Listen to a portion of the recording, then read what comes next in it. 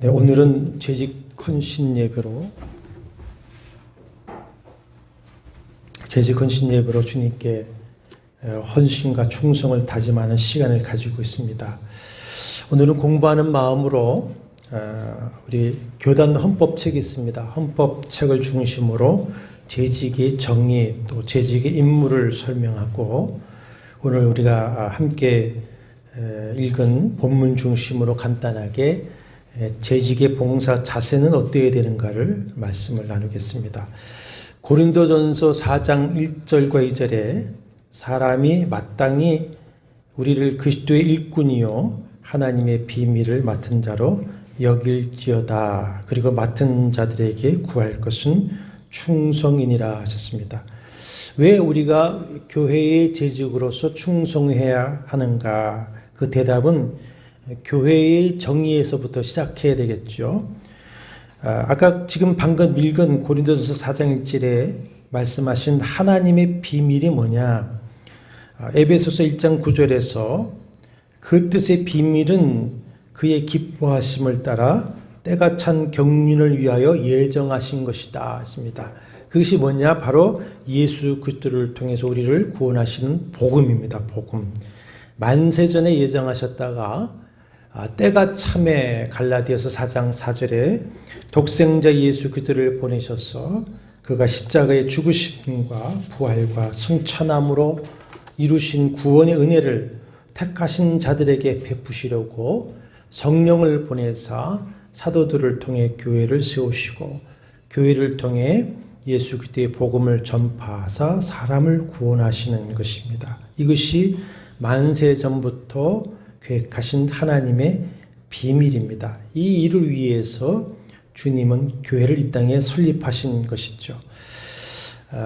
목사들은 이제 성경과 함께 총회 헌법책을 항상 들고 있어야 합니다. 거기는 우리 교단의 신학과 또 지켜야 할 법들이 있습니다. 그 총회 헌법책, 이와 헌법이라고 하겠습니다. 정치 제2장 제1조에는 교회 설립에 대해서 이렇게 정리를 하고 있습니다. 그대로 읽겠습니다. 하나님이 만국 중에서 대중을 택하사 저희로 영원토록 무궁하신 은혜와 지혜를 나타내게 하시나니 저희는 생존하신 하나님의 교회요 예수의 몸이요 성령의 전이라. 전과 지금과 이후에 만국의 성도니 그 명칭 거룩한 공예라 한다 그랬습니다. 교회는 건물이 아니라 뭡니까? 성도의 공동체이죠.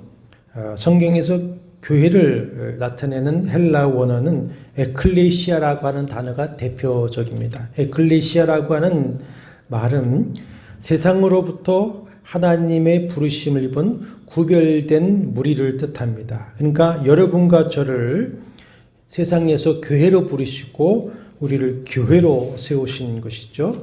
성경에서 교회는 그리스도의 몸이다. 그리고 성도는 몸의 각 지체의 부분이라 하셨고 교회의 머리는 누구십니까? 그리스도시라 하셨고 우리 몸의 구주시다 하셨습니다. 그리스도가 교회의 머리요 구주시라고 하는 것은 교회의 주인과 왕은 누구시라는 겁니까? 예수 그리스도. 그런 것은 곧 성도인 우리 각자의 주인과 왕도 예수 그리스도이시다라고 하는 것입니다. 아멘이시죠? 또 교회를 가리켜서 하나님의 성전이다, 하나님의 집이다, 진리의 기둥과 터이다, 만민이 기도하는 집이다, 구원의 방주라 이렇게 말씀하고 있습니다. 그러면 주님께서 교회를 설립하신 목적이 무엇입니까? 간단하게만 정리하겠습니다. 첫째는 하나님을 예배하게 하기 위함이다. 그렇습니다. 둘째는 예수 그리스도의 복음을 전해서 죄인을 구원하기 위해서 세우셨다. 그리고 마태복음 28장 그 마지막에 주님의 대사명과 같이 모든 민족을 제자 삼아 세례를 베풀고 주님께서 분부한 모든 것을 가르쳐 지키게 하시기 위해서 세우셨습니다. 또한 주기도문의 가르침과 같이 이 땅에 하나님의 나라와 뜻을 실현하기 위해서 세우셨고, 초대교회의 모범과 같이 성도 상호 간의 친교와 단결을 위해서, 또 서로 봉사하게 하기 위해서, 이런 목적을 위하여서 주님께서 교회를 설립하시고 우리를 교회로 부르시고 우리가 교회되게 하셨다는 것입니다. 이 목적은 곧 교회의 존재의 목적이요 사명이기도 하죠. 이 교회의 존재 목적과 사명을 위해서 주님께서는 교회에 당신의 일꾼들을 세우시는 것입니다. 교단 헌법책 정치 제1장 3조에 교회의 직임과 그 책임이라고 하는 제목에서 이렇게 고시합니다. 고시는 시험 보는 게 아니라 글러서 이제 알리는 거죠. 교회의 직임과 그 책임이란 뭐냐? 그대로 있습니다. 교회의 머리 대신 주 예수 그리스도께서 그 지체된 교회의 덕을 세우기 위하여 직원을 설치하사 다만 복음을 전파하며 성례를 시행하게 하실 뿐 아니라 신도로 진리와 본분을 준수하도록 관리하게 하신 것이다. 그렇습니다. 이것이 교회의 직원인 재직을 세우신 목적이다. 이렇게 정리를 하는 것이죠. 재직의 정의는 다음과 같습니다. 목사, 장로, 권사, 집사 모두 교회의 재직이죠. 목사도 재직입니다. 그래서 재직교 회장이 목사이지 않습니까? 재직이라고 하는 것은 목사, 권사, 집사 모두를 가리키는 용어이고, 우리 각자 개인을 가리킬 때는 교회의 직원이다 이렇게 말을 합니다. 그러니까 재직회는 직원회가 되겠죠. 교회를 세우신 교회의 머리고 주인이신 그리스도께서 당신의 교회가 교회의 모습을 지키고 교회의 사명을 감당하기 위해서 당신의 교회에 직원을 세우셨다는 것입니다. 직원이라고 하는 거니까 뭐 세상 회사처럼 유급 직원을 생각하기 쉬운데, 교회는 다 봉사직이죠. 그러나 사실 우리는 주님께 이미 갚을 수 없는 생명의 은혜를 받았습니다. 그리고 살아가면서 매일 매 순간 또 그 은혜를 받고 살아가는 것이죠. 재직이란 말로 성경에서 가장 합당한 용어는 헬라어의 오이코노모스라고 하는 단어가 있습니다. 오이코노모스를 청직이라고 일반적으로 이제 번역을 하는데, 오이코노모스의 본래 목적은 이제 관리자, 경영자입니다. 재산을 많이 가진 사람이 자신의 재산의 관리와 출납 등을 관장하기 위해서 고용된 관리인을 지칭할 때 오이코노모스, 청직이다 이랬습니다. 성경에서 청지기를 잘 표현된 사람이, 구약의 대표적인 사람이 요셉입니다. 요셉. 보디발이 요셉을 가정 총무로 삼고 자기의 소유를 다 그의 손에 위탁했다 했을 때 이것이 청직이죠. 신약 성경에서는 예수께서 마태복음 20장 1절 이하에 소위 포도원 품꾼들 이야기에서 포도원 주인의 대리자 역할을 하는 사람을 청지기다, 오이코노모스다 이렇게 말씀하셨습니다. 청지기는 재산관리자이죠. 그래서 주인의 재산을 관리하고 필요에 따라서 그 재산을 이제 나누어 주는 사람, 분배하는 사람이 청지기인데, 자기의 것을 하는 게 아니라 누구의 것을 하는 겁니까? 주인의 것. 그러니까 주인의 것을 임시로 맡은 자입니다. 그래서 교회의 청지기를 가리켜서 고린도전서 4장 1절에서는 그리스도의 일꾼이요 하나님의 비밀을 맡은 자다. 하나님의 비밀을 맡은 자다 그랬습니다. 그러니까 청지기의 사명을 한마디로 정리하면, 청지기는 언제나 자신을 고용한 주인의 뜻대로 행하는 사람이 청지기인 것입니다. 그러므로 베드로는 성도들에게 베드로전서 4장 10절에서 각각 은사를 받은 대로 하나님의 여러 가지 은혜를 맡은 선한 청지기 같이 봉사하라 그랬습니다. 이렇게 재직은 하나님의 집인 교회에서 머리 되시고 주인 되신 주 예수 그리스도께 부름을 받아서 하나님의 집을 관리하는 청지기 직분이 재직입니다. 근데 분명한 것은 재직은 사람의 뜻을 따라 세워지는 것이 아니라고 하는 것입니다.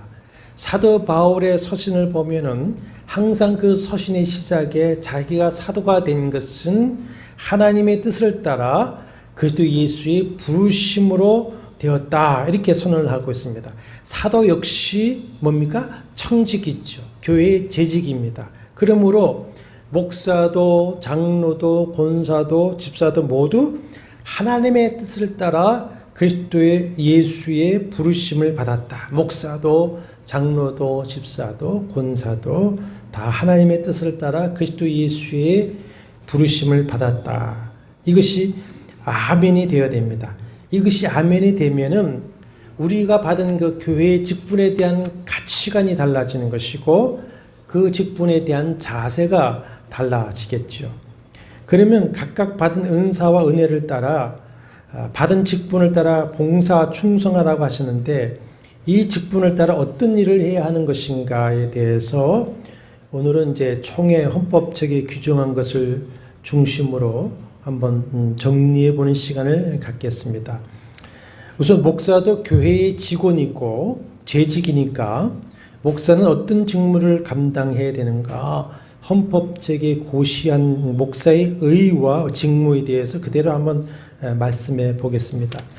목사에 대해서 말씀하는 이유는 목사인 저 자신도 이 직무와 사명에 대해서 다시 한번 돌아보고 헌신과 충성을 다짐해보고 또 교인 여러분이 목사에 대해서 이해하는 기회가 되기를 바라는 마음으로 목사에 대해서도 한번 헌법책에 규정한 그대로 한번 말씀을 드려보겠습니다. 헌법책 제4장 1조에 보면은 목사의 의의가 뭐냐 있습니다. 그대로 읽습니다. 목사는 노회의 안수로 임직을 받아 그리스도의 복음을 전파하고 성례를 거행하며 교회를 치리하는 자니 교회의 가장 중요하고 유익한 직분이다. 성경이 이 직분을 맡은 자에 대한 칭호가 많아 그 칭호로 모든 책임을 나타낸다. 첫째, 양의 무리를 감시하는 자이므로 목자라 하며, 두 번째, 교회 안에서 그리스도를 봉사하는 자이므로 그리스도의 종이라, 그리스도의 사역자라 하며, 또 신약의 집사라 하며 그렇습니다. 그러니까 신약의 초대교회에서는 집사가 이런 목양의 사명을 또 감당을 했기 때문에 그렇습니다. 세 번째, 엄숙하고 지혜롭게 하여 모든 사람의 모범이 되고 그리스도의 집과 그 나라를 근실히 치리하는 자이므로 장로라 하며, 네 번째, 하나님이 보내신 사자이므로 교회의 사자라고 하며, 하나님의 거룩한 뜻을 죄인들에게 전파하며 그리스도로 말미암아 하나님과 화목하라 전하는 자이므로 그리스도의 사신이라 혹은 복음의 사신이라 하며, 여섯 번째, 정직한 교훈으로 권면하며 거역한 자를 책망하여 각성하게 하는 자이므로 교사라 하며, 일곱 번째, 죄로 침륜할 자에게 구원의 복된 소식을 전하는 자이므로 전도인이라 하며, 여덟 번째, 하나님의 광대하신 은혜와 그리스도의 설립하신 율례를 시행하는 자이므로 하나님의 오묘한 도를 맡은 청직이라고 한다. 이는 계급을 가리켜 칭함이 아니요 다만 각양 책임을 가리켜 칭하는 것뿐이다. 이랬습니다. 목사의 직무에 대해서 또 이렇게 정리를 하고 있습니다. 목사가 지교회를 관리할 때에는 약물이 된 교회를 위하여 기도하며 하나님의 말씀으로 교훈하고 강도하며 찬송하는 일과 성례를 거행하는 것이요 하나님을 대리하여 축복하고 어린이와 청년을 교육하며 고시하고 교우를 신방하며 궁핍한 자와 병자와 환난 당한 자를 위로하고 장로와 협력하여 치리권을 행사한다. 이것이 목사의 의와 사명, 직무입니다. 저도 어제 다시 정리하면서 이 목사의 직무에 대해서 다시 충성할 것을 다짐해 보았습니다. 두 번째, 이제 장로의 직무에 대해서 제5장 7위 장로 제4조 장로의 직무에서 이렇게 장로의 직무를 고지하고 있습니다. 첫째, 교회의 신령적 관계를 총괄한다. 7위 장로는 교인의 택함을 받고 교인의 대표자로 목사와 협동하여 행정과 권징을 관리하며 지교회 혹은 전국 교회의 신령적 관계를 총괄한다. 그렇습니다. 개교회뿐 아니라 또 노회에는 장로 한 분이 또 총대로 가고 그 노회에서 또 대표로 총회에 가서 총대로 가서 모든 그 신령 관계를 항상 장로교의 정신은 목사와 장로가 함께 관리하도록 되어져 있습니다. 두 번째, 도리 오해와 도덕상 부패를 방지한다. 주께 부탁받은 양무리가 도리 오해와 진리를 오해하는 것과 도덕상 부패에 이르지 않기 위하여 당회로나 개인으로 선이 권면하되 회개하지 아니하는 자가 있을 때에는 당회에 보고한다. 세 번째, 교우를 신방하되 위로 교훈 간호한다. 교우를 신방하되 특별히 병자와 조상자를 위로하며, 이 조상자는 상을 당한 자를 말합니다. 무식한 자라고 하는 것은 성경에 대해서 모르는 자, 또 어린아이들을 가르치며 간호할 것이니 평신도보다 장로는 신분상 의무와 직무상 책임이 더욱 중하다. 네 번째, 교인의 신앙을 살피고 위하여 기도한다. 장로는 교인과 함께 기도하며 위하여 기도하고 교인 중에 강도의 결과를 찾아본다. 강도는 말씀을 가리키는 거죠. 말씀을 어떻게 잘 지키고 성장하는가를 찾아본다. 다섯 번째, 특별히 신방할 자를 목사에게 보고한다. 병한 자와 슬픔을 당한 자와 회개하지 않는 자와 특별히 구조받아야 할 자가 있을 때에는 목사에게 보고한다. 그러니까 행정만 하는 장로가 아니라 신방하고 사역을 하는 장로죠. 그래서 이제 큰 교회들은 장로들이 교구장으로서 또 사역을 하게끔 되어져 있습니다. 이제 집사의 직무에 대한 고지가 있는데 제 6장이 이렇게 되어 있습니다. 집사는 부흠한 남교인으로 그 지교회 교인들의 택함을 받고 목사에게 안수임직을 받은 교회 항종직이다. 그래서 항종직은 이제 안수집사가 항종직인데 서리집사는 매년 이제 당회의 임명으로 집사가 되어서 안수집사를 도와서 집사의 직무를 봉사하는 자를 또 이제 서리집사다 이렇게 하고 있죠. 제6장 3절 집사의 직무를 이렇게 고지합니다. 집사의 직무는 목사 장로와 협력하여 빈핏 공궁한 자를 권고하며 환자와 갇힌 자와 과부와 고아와 모든 환난 당한 자를 위문하되 당회 감독 아래서 행하며 교회에서 수금한 구제비와 일반 재정을 수납 지출한다. 이것이 집사의 직무입니다. 이제 권사의 직책은 성경에 기록되어 있지 않죠. 그러나 오랜 전통 속에서 여성도 중에서 신망 있는 분을 택하여서 교회를 섬기도록 직위를 맡긴 것입니다. 그 장로교회에서는 여성도만을 권사로 이제 임명하는데 감리교회에서는 남자 안수집사가 없고 남자분들도 권사로 세웠죠. 그래서 장로교회에서 안수집사였던 분이 감리교회 가면 또 권사로 이렇게 직분을 하는 것을 볼 수가 있습니다. 굳이 성경에서 그 권사와 같은 인물을 찾는다면은 로마서 16장 1절에 보면은 바울의 동역자인 갱그리아 교회에 이제 베베가 있습니다. 또 사도행전 16장에 빌립보 교회를 함께 설립한 루디아가 있고, 사도행전 9장 36절에 보면은 요빠 교회의 여제자로서 도르가라고 하는 다비다가 있습니다. 선행과 구제하는 일에 힘이 많았는데 그가 병들어 죽자 그 사랑을 받은 자들이 베드로 사도를 통해서 그 기도를 통해서 다시 살게 된 도르가라고 하는 다비다가 권사와 같은 분일 것입니다.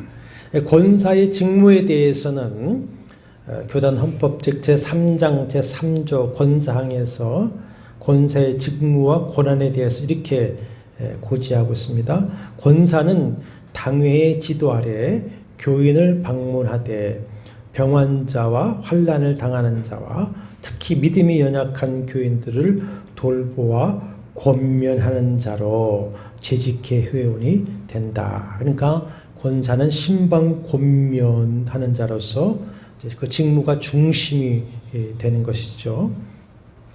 덧붙여서 이제 장로, 권사, 집사의 직무, 재직과 재직교의 직무를 사도행전 예루살렘 교회를 근거로 정리하면 이렇습니다. 제가 지금 여기 잠깐 소개하는 것은 우리 교회에 그 임직을 할 때에 제가 임직자들에게 배부에서 공부하도록 한 자습하도록 한 최영범 목사님이 쓴 교회와 재직론 중에 이렇게 정리한 것이 있습니다.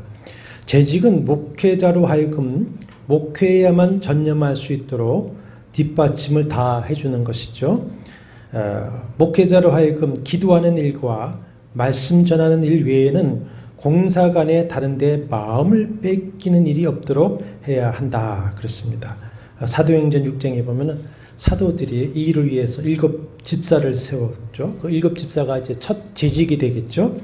이렇게 공적으로는 교회 내에서 구제 사업이나 재정 관계 또는 기타 행정상 심각한 문제 때문에 마음과 시간을 빼앗기지 않도록 협조해야 하며 재직회원으로서 교회 봉사, 헌금, 수납, 구제에 관한 일을 하는 것이다. 사적으로는 생활의 궁핍이나 기타 어렵고 딱한 사정들 때문에 신경을 쓰지 않도록 분위기를 조성해 주어야 한다. 그렇습니다. 또 재직들은 당회와 여러 기관이 내놓은 재반 사업 관리 및 실무의 책임을 지고 또 그리스도인의 융화와 친교를 이루고 불신자에게 복음을 전하며 지역사회와 가정을 돌보아야 한다. 이렇게 정리하고 있습니다. 재직의 자격에 대해서는 오늘 말씀 다루지 않겠습니다. 저를 비롯해서 여러분 모두가 다 부족하다고 그렇게 여기실 것입니다. 이것은 사도 바울도 마찬가지죠. 그래서 디모데전서 1장 12절에 보면은 나를 능하게 하신 그리스도 예수 우리 주께 내가 감사함은 나를 충성되이 여겨 내게 직분을 맡기심이니 그랬습니다. 그 이어지는 고백을 함께 보면은 사도 바울은 자신이 전혀 자격도 능력도 안 되는데 직분을 주신 것만으로 감사하고 또 그 감당한 능력을 주셨음을 감사하다 이렇게 말하는 것입니다. 사랑하는 여러분, 나 같은 죄인을 구원해 주시고 또 자격 없고 연약한 자를 천국 복음 일꾼으로 삼아 주신 것에 감사하면서 우리가 각자의 직무에 충성하고자 하면 또 그 직무를 능히 감당할 은혜를 주실 줄로 믿습니다. 그래서 사도 바울은 고린도전서 15장 9절과 10절에서 이렇게 말을 하고 있습니다.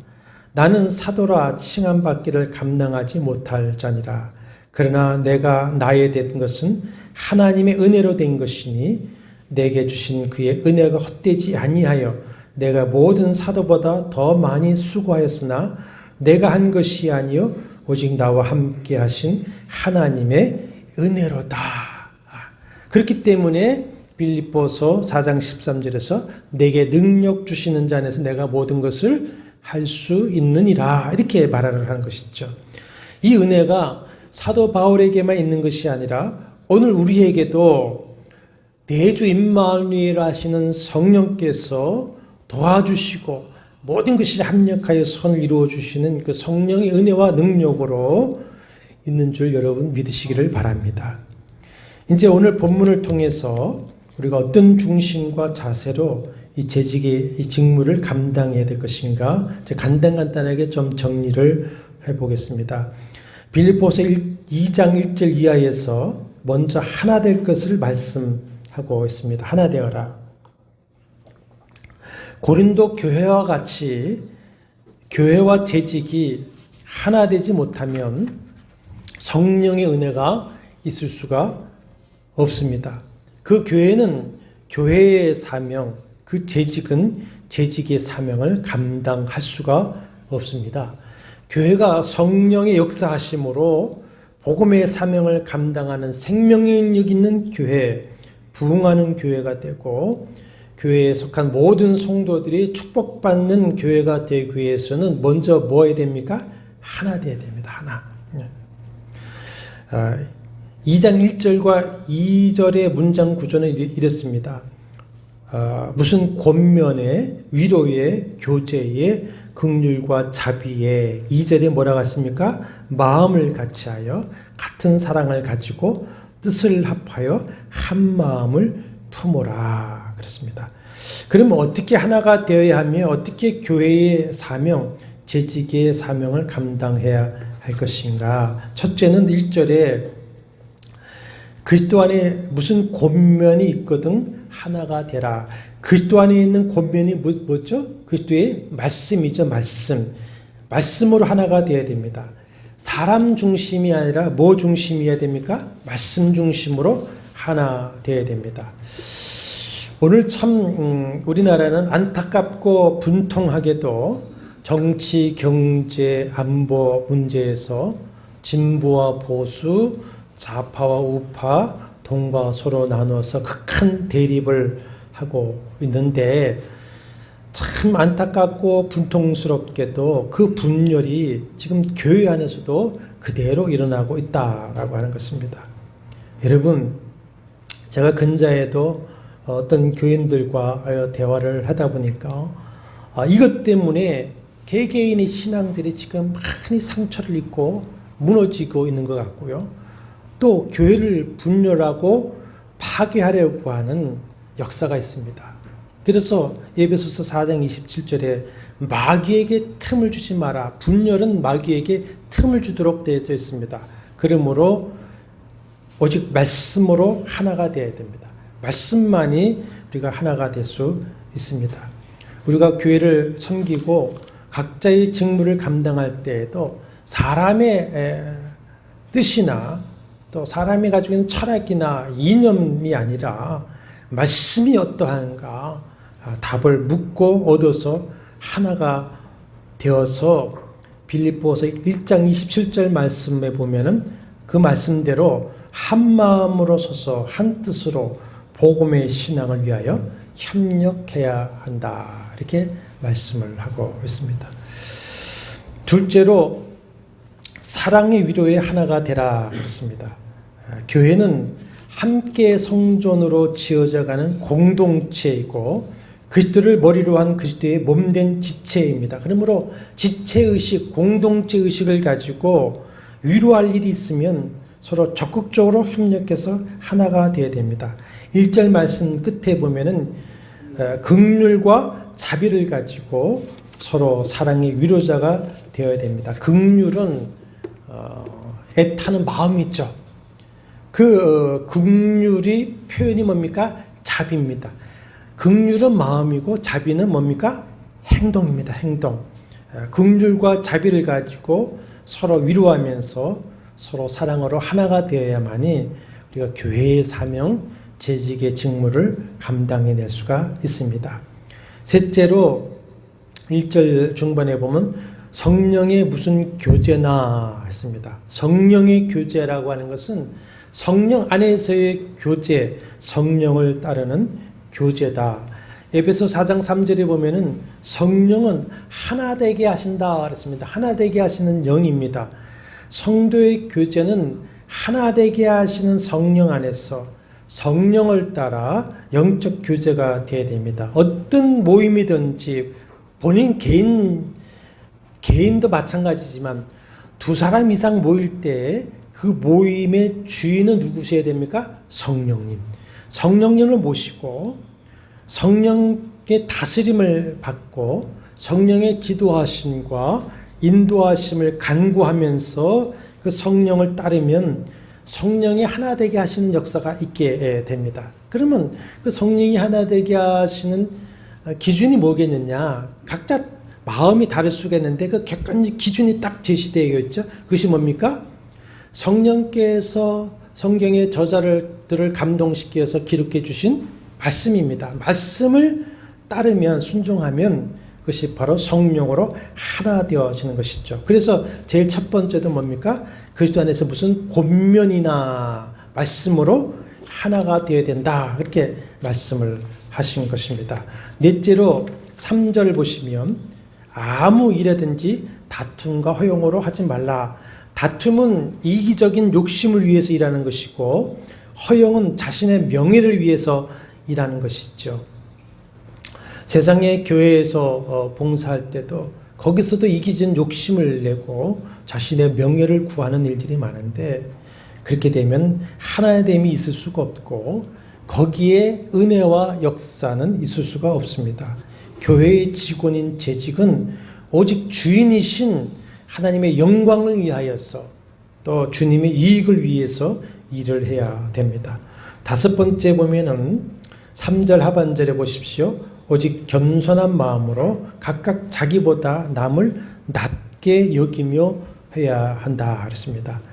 하나됨에 위해서 소극적으로는 3절에서 다툼과 허용을 하지 말아야 된다 했고 적극적으로는 자기보다 남을 낮게 여기는 겸손으로 해야 한다. 교만은 항상 분열을, 다툼을, 허용을 가져옵니다. 겸손함으로 서로 봉사해야 됩니다. 어떤 겸손인가에 대해서는 이제 5절 이하에서 그것도 예수의 마음을 품어라. 그러면서 하나님이시지만 자기를 낮춰 종이 되어서 구원의 역사, 아버지의 뜻을 이루신 예수 그리스도의 겸손한 마음을 쭉 제시를 하고 있습니다.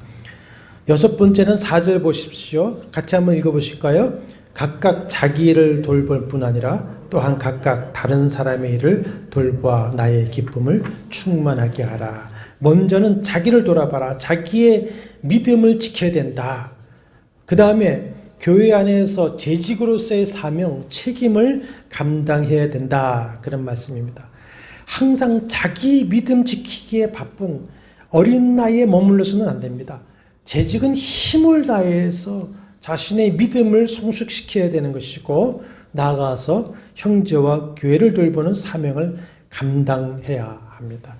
남을 돌봐야 됩니다. 교회를 돌봐야 돼. 십자가 내려놓는 사람이 있다면 그 사람 때문에 교회는 하나가 되지 못하고 또 복음 사명을 감당하지 못하는 일들이 생기게 됩니다. 그래서 모두가 오늘 우리 김 집사님 기도하신 것처럼 묵묵히 자기 자리에서 자기 십자가를 지고 자기의 사명, 자기의 책임을 감당하려고 할 때에 교회는 하나가 되고 그 중심에 성령의 역사가 있어서 부흥의 복음이 일어나게 되는 것이죠. 그 다음에 이제 3장 3절을 한번 보십시다. 3장 3절에 하나님의 성령으로 봉사하며 그리스도 예수로 자랑하고 육체를 신뢰하지 아니해야 될 것을 말씀하고 있습니다. 뭐 이것 가지고도 1시간 충분히 강론하겠지만 간단하게 정리하면 두 가지일 겁니다. 하나는 교회에서 육체를 자랑하지 말라. 육체를 신뢰하지 마라. 육체는 뭡니까? 자기가 가지고 있는 인간적인 조건들입니다. 사도 바울도 그 밑에 4절 이하에 보면은 자기가 신뢰한 육체에 신뢰한 것들을 쭉 얘기하고 있습니다. 자기의 무슨 태생이라든지 또 가지고 있는 그 똑똑함이라든지 지혜라든지 지식이라든지 물질이라든지 인맥이라든지 권력 등등을 신뢰하고 그것을 내세워서 일을 해서는 안 된다. 그렇게 하는 것은 곧 3절에 2장 3절 말씀과 같이 뭘 낳습니까? 다툼과 허용을 낳고 하나됨을 깰 뿐 아니라 육체를 신뢰하면 교만해지지요. 그러니까 하나됨을 깨뜨리게 되고 거기에는 성령의 은혜를 방해하게 되는 것입니다. 자신을 신뢰하면, 육체를 신뢰하면 성령의 은혜가 결코 있을 수가 없습니다. 주님은 자기를 신뢰하는 자를 사용하시지 않습니다. 오직 자기를 낮추고 자기를 부인하는 거죠. 자기의 육체를 부인하고 무엇으로 봉사하라? 하나님의 성령으로 봉사하라. 성령으로, 성령을 따라 성령의 은혜와 은사를 의지하고 성령을 신뢰하십시오. 정말 성령을 인정하시고 성령을 믿고 신뢰하십시오. 그 가운데 예배하고 봉사하면 은혜가 있습니다. 하나가 되어집니다. 그리고 사명을 감당해낼 수가 있습니다. 그러면 그 다음 말씀이죠. 그리스도 예수로 자랑하게 될 수 있습니다. 여러분, 사람은 자기가 신뢰하는 것을 자랑하게 되어 있습니다. 자기의 육체를 신뢰하고 일하면 뭘 자랑하게 됩니까? 자기를 자랑하게 됐죠. 그런데 성령을 신뢰하면, 예수의 영이신 성령을 신뢰하면 성령으로 봉사하게 되고, 바울처럼 모든 한 것에 대해서도 뭐라고 고백하게 됩니까? 은혜입니다. 은혜다 고백하게 됩니다. 이게 다 은혜입니다. 그럼 은혜를 고백하게 되면은 오직 누구를 자랑하게 됩니까? 자기를 자랑하지 아니하고 그리스도를 자랑하게 되어져 있습니다. 그래서 우리는 예수 그리스도의 십자가 복음만을 높이고 자랑하는 것이 예수 그리스도의 사랑을 받고 구원을 받아서 그 은혜로 살아가면서 그분의 종으로 또 교회의 재직으로 세워진 우리 재직들의 본분인 것이죠. 사랑하는 여러분, 오직 은혜가 자신을 주장하게 하시기를 바랍니다. 오직 은혜에 됩니다. 오직 은혜에 붙들리고 오직 주님의 은혜를 의지하시기를 바랍니다. 그러면 주의 은혜가 임하게 되고요. 그 은혜를 자랑할 수 있도록 역사해 주십니다. 이런 재직은 우리에게 이 직무를 맡기신 주님께서, 그 그리스도께서 면류관을 들고 기다리실 뭘 바라보게 됩니까? 저 천국을 바라보게 됐죠. 제가 어제 단톡방에 올린 그 영상 하나를 보셨는지 모르지만은, 우리 가는 길에 어떤 고난이 있을 수 있지만은 우리가 그 고난의 길을 마치고 천국문에 갔을 때 그리스도께서 우리를 영접하시면서 수고했다 안아주시는 그 모습을 바라보게 되는 겁니다. 은혜를 붙들고 주님을 자랑하다 보면 그렇게 될 것이고, 그래서 히브리서 12장 3절과 4절에 누구를 바라보라? 예수를 바라보라. 예수를 생각하라 하셨습니다.